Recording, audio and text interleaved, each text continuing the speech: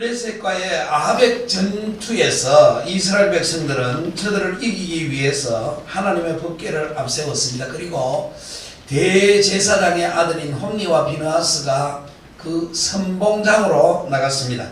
저들은 이길 줄 알았습니다. 하나님이 도와주실 줄 알았어요. 승리할 줄 알았습니다. 그러나 뜻밖에도 대패를 했습니다. 성경에 보면은 34,000명이 전사했다고. 이거는 뭐 엄청난 숫자입니다. 인구가 희귀하던 시대에 34,000명의 이스라엘 군사들이 산을 이루고 그 피가 강을 이룰 정도로 죽었다고 하면 이것은 굉장한 참패입니다. 그래서 이스라엘은 시리에 젖었습니다. 낙심했습니다. 마을마다 성읍마다 아버지와 아들을 잃어버린 사람들이 눈물을 흘리며 통곡했을 것입니다. 참으로 이 당시를 말하는 우리 복음성이 이 땅의 황무함을 보소서. 하늘의 하나님 긍휼을 베푸시는 주여, 우리의 죄를 용서하여 주소서. 이 땅 고쳐 주소서. 그와 같이 슬픈 탄식을 할 수밖에 없는 그러한 상황이 아니었는가 생각되어집니다. 저는 북한을 생각할 때 그렇습니다.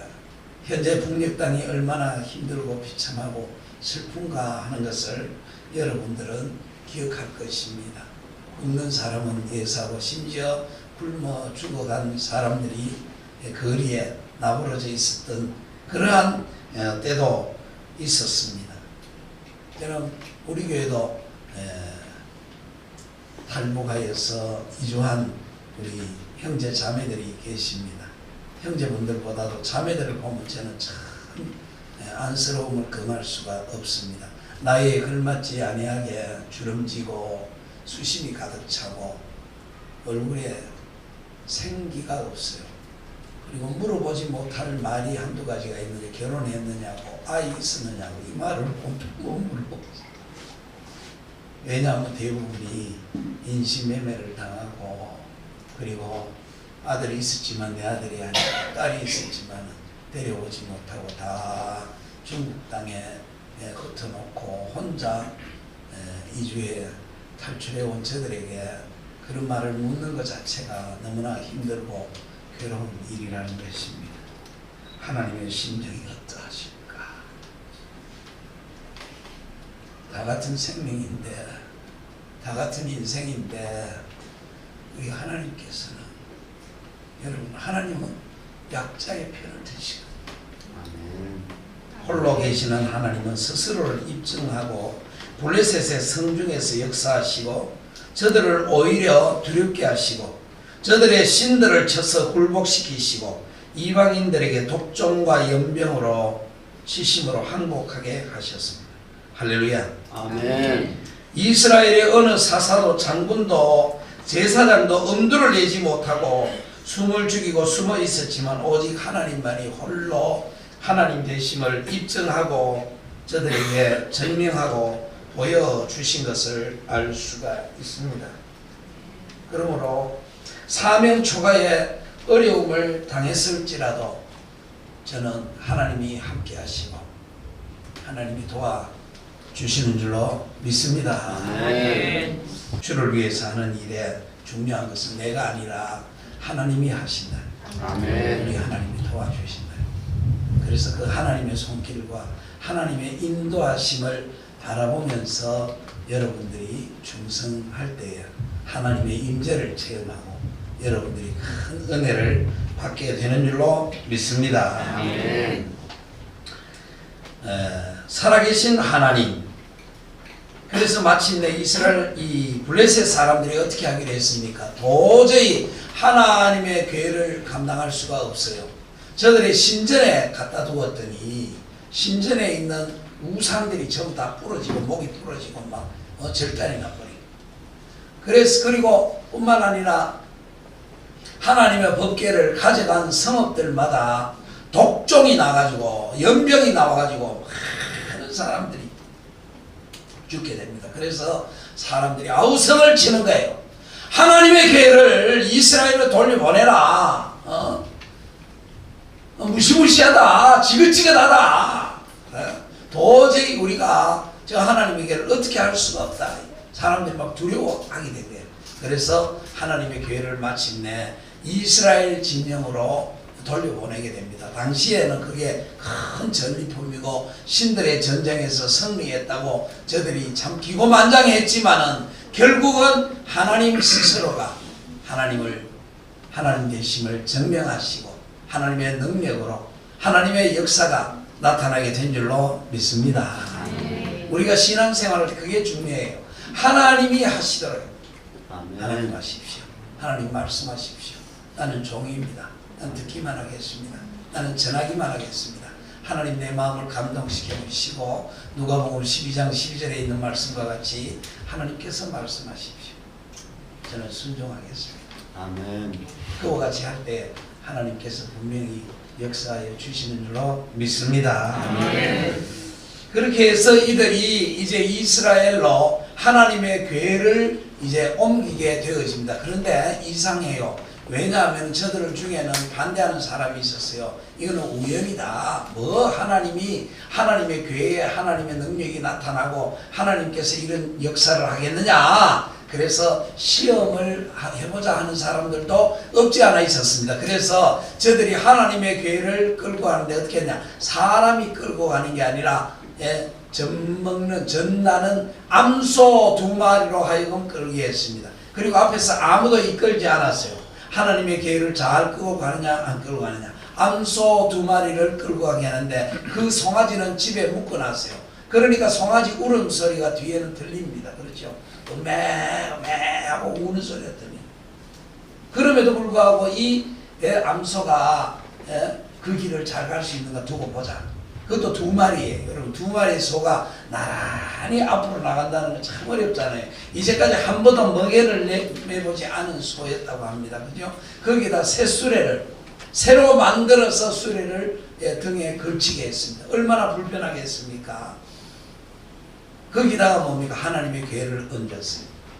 그리고 거기다가 금으로 만든 독종의 모양 내지는 금 덩어리를 실었습니다. 이 사람 아주 참 어떻게 블레셋 사람들 하나님을 두려워했어요. 하나님 믿는 사람보다 더 안 믿는 사람이 더 두려워할 때가 있다. 예물로 하나님 앞에 예물로 그냥 돌려보내면 안 된다고 금 덩어리로 금으로 만든 물건들을 수레에 실었습니까? 얼마나 묵직하겠습니까? 무거워요. 그리고 여러분 가보면 알지만 베세메스로 가는 길은 언덕길이에요. 그렇죠? 베세메스로 가는 길은 언덕길입니다. 엠마오로 가는 길은 내려가는 길이고, 그 다음에 블레셋은 어디에 그 성이 있느냐면 대부분이 해안지대에 있습니다. 블레셋 5 성들이 전부 다 해안지대에 있는데 거기서 베세메스로 가는 길은 언덕길이에요. 언덕길을 새 수레를 메고 이와 같이 무거운 물건을 싣고 송아지는 뒤에서 울고 있는데 암소 2마리가 좌로나 우로나 치우치지 아니하고 똑바로 간다는 것은 그건 거의 불가능. 그래서 저들이 말합니다. 만약 저들이 똑바로 베세메스로 올라가게 되면은 이것은 하나님이 살아계신 증거고, 만약에 좌로나 우로나 치닫는다든지 다시금 돌아온다든지 하면은 이건 우연이다. 그래서 시험을 한 거예요. 그랬더니 그 소가 어떻게 했어요? 똑바로 좌로나 우로나 치지 똑바로 하는데 어떻게 갔다고요? 울면서 갔다. 여러분 암소가 울면서 갔다. 울면서. 이 암소는 자기 가는 길이 힘들고 어려운 길이라는 걸 알았어. 그렇지. 그게 바로 뭡니까? 사명자의 길. 하나님 앞에 사명을 받은 사람은 힘들고 어려워도 심정적으로, 본능적으로, 육체적으로, 경제적으로 여러 가지 힘들고 괴로운 일이 있어도 비록 눈물을 흘릴지언정 좌로나 우로나 치우치지 아니하고 그 길을 똑바로 걸어가야 할 줄로 믿습니다. 여러분 그 길로 그 간 결과 어떻게 된지 아세요? 여호수아의 밭에서, 여호수아가 뭡니까? 예수의 밭을, 여호수아의 밭에서 그 새 수레를 패가지고 장작으로 만들고 그 2마리의 암소는 거기에서 제물로 하나님 앞에 바쳤어요. 그렇죠? 이게 사명입니다. 우리가 선교회나 일을 하다 보면요, 자칫 잘못하면은 자기 명예를 생각합니다. 자기의 권력 지향적인 그런 생각들이 나올 수가 있습니다. 그렇죠? 힘들고 어렵더라도 울면서 걸어가야 하는 길, 주님 가시는 그 길을 우리는 갈 수밖에 없습니다. 누가 나의 고삐를 잡아당기는 것도 아니고 얼마든지 내가 돌아갈 수도 있어요. 포기할 수도 있어요. 탈선할 수도 있어요. 그러나 목숨을 다하여 하나님의 명령을 수행하는 것, 이것이 사명자의 길이라고 생각되어집니다. 그러므로 여러분, 저와 여러분들 모두가 사명이라는 말이 뭡니까? 목숨을 다하여 하나님의 명령을 수행하는 것을 의미합니다.